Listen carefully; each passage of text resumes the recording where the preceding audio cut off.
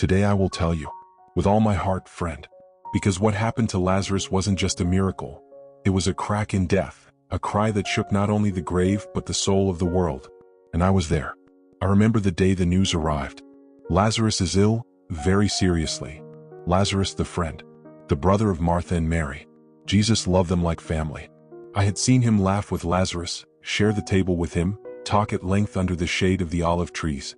I thought Jesus would run away immediately. But no, he stayed 2 more days calm.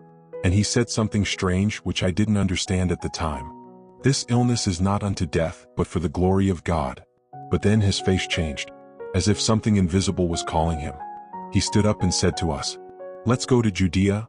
Our friend Lazarus is asleep and I'm going to wake him up." He was asleep, he said. But Lazarus had already died. When we arrived in Bethany, the atmosphere was thick. The air smelled of sadness, of incense, of mourning cloth. Martha came out to meet us. Her face was broken by tears, but her faith was intact. "Lord, if you had been here, my brother would not have died." And then, like a whisper of hope, "But even now I know that whatever you ask of God, he will grant you." Jesus looked at her with a tenderness so deep it hurt. And he said, "Your brother will rise again. I am the resurrection and the life." Then came Mary, and she said nothing new, but her tears made Jesus tremble.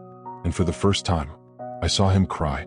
Not discreet tears, not a restrained gesture. Jesus wept.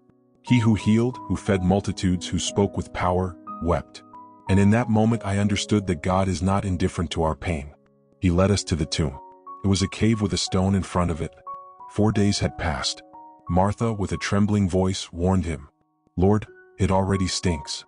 But Jesus said, "Didn't I tell you that if you believe, you will see the glory of God?" He asked for the stone to be removed. And there, with his face covered in dust, he raised his eyes to heaven and prayed. Then he cried out, yes, cried out, with a voice that did not seem of this world, "Lazarus, come out."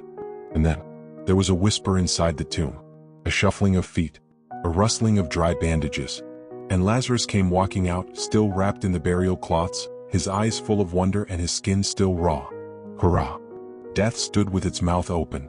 The people screamed. Some fell to their knees. Others ran away. I simply stood there, my heart overflowing, thinking, this is more than a man, this is life itself walking among us.